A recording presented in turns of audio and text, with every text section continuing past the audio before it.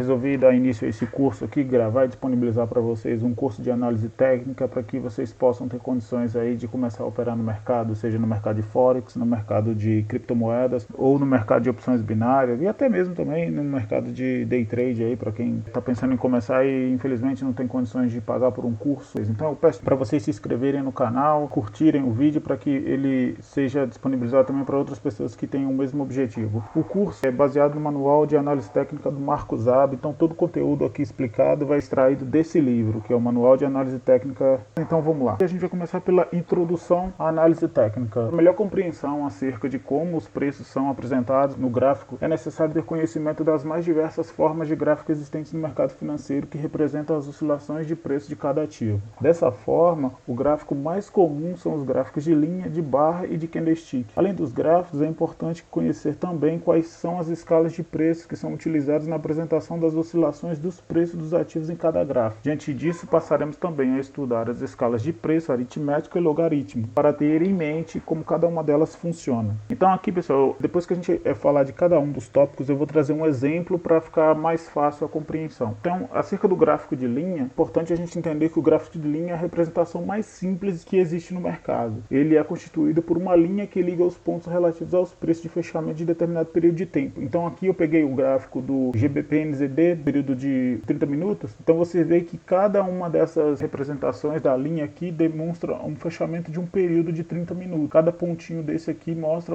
onde o preço se posicionou durante os 30 minutos, fechou o período de 30 minutos. Então essa linha vai oscilando de acordo com cada fechamento desse período, beleza? Então, dificilmente para quem opera, ele acaba se tornando inviável, né? Quem opera opta por um outro estilo de gráfico que a gente vai estudar mais adiante. Agora a gente vai falar dos gráficos de barra. O gráfico de barra se caracteriza por ser uma representação gráfica mais completa, em comparação ao gráfico de linha. Nele, cada barra representa o preço de abertura, preço de fechamento, preço de máxima e preço de mínima de cada período de tempo ao qual se refere a barra. Aí eu trouxe também mais um exemplo do mesmo ativo, ou seja, do mesmo par, né, que é o GBP/NZD no M30, e aqui eu trouxe a descrição de uma barra, de como ela funciona. Então, esse pontinho aqui à esquerda, ele significa o preço de abertura do período, né, do de M30. Já esse pico da barra representa o preço de máxima. Do mesmo modo, na parte inferior da barra, o pontinho à direita representa o preço de fechamento, parte inferior da barra significa o preço de mínima. E agora a gente vai falar dos gráficos de candlestick. Atualmente, o gráfico mais utilizado no mercado financeiro para negociação de ativos é o gráfico de candlestick. Nele, da mesma forma que no gráfico de barras, são apresentados os preços de abertura, o preço de fechamento, o preço de mínima e o preço de máxima do período ao qual se refere o candlestick. As cores de cada candle representam o sentido da tendência tomada pelo mercado naquele período específico. Dessa forma, o preenchimento do corpo de cada candle demonstra o sentido dos preços naquele período de tempo, de modo que o candle de corpo cheio ou preto representa o período de baixa e o candle de corpo vazio ou branco representa um período de alta. E aí o exemplo que eu trouxe também do GBP/NZD, só que agora no H4, ou seja, no período de 4 horas, a gente pode ver aqui a descrição de um candle preto. Então foi um candle de baixa. Você vê que aqui, ó, nessa parte, exatamente aqui, período de abertura, foi o momento de abertura do candle, né? Está demonstrado pela setinha. Essa barra superior aqui do candle demonstra o preço de máxima daquele período. E aí você vê que ele tem um corpo preto porque foi um período de baixo, então ele desce até aqui, alcança a mínima, que é demonstrado por essa barra inferior, é o preço de mínima, e ele fecha exatamente nessa região, preço de fechamento.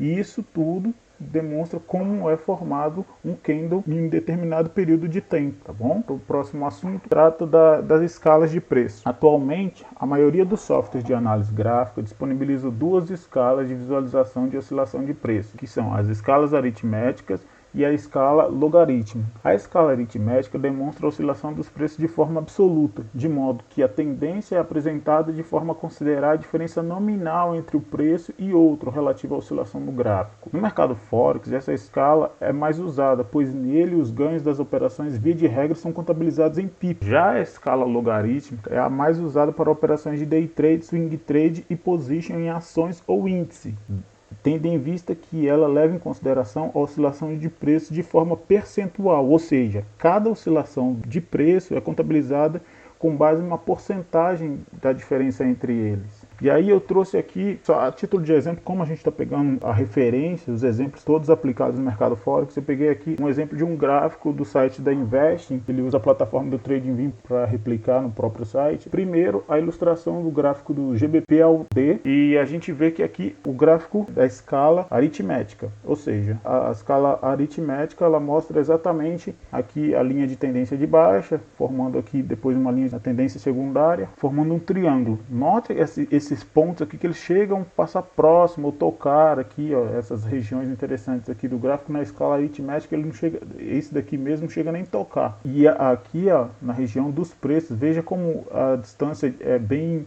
separada de forma regular um do outro aqui. Agora, se a gente pular para a escala logarítmica, a gente já vê a diferença. Olha como aqui a diferença de espaço vai diminuindo, porque aqui a diferença se refere à porcentagem de um preço para o outro. Note também a diferença aqui.